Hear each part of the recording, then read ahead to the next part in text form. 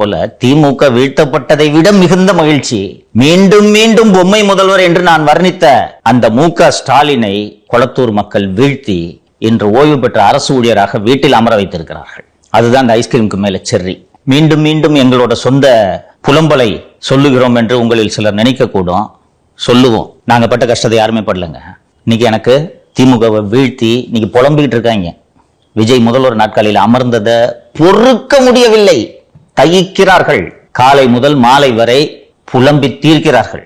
அதுவும் விஜய் அவர்கள் சட்டப்பேரவையில் அப்பாவை காணான்னு ஒரு வார்த்தை சொன்ன உடனே வெந்த புண்ணில் மிளகாய் பொடியை தேய்த்தது போல துடிக்கிறார்கள். அந்த திமுகவின் மாபெரும் தோல்வியில் நாங்கள் ஒரு பெரும்பங்கு ஆற்றி இருக்கிறோம் என்று நான் பெருமையோடு இந்த தருணத்திலே பதிவு செய்து கொள்கிறேன். திமுகவோட தோல்வியில அதிமுக வகித்த பங்கை விட, பாரதிய ஜனதா கட்சி வகித்த பங்கை விட, அத்தனை எதிர்கட்சிகளும் சேர்ந்து வகித்த பங்கை விட சவுக்கு மீடியா மிகப்பெரிய பங்காற்றி இருக்கிறது என்று நான் நம்புகிறேன். ஏன் இவ்வளவு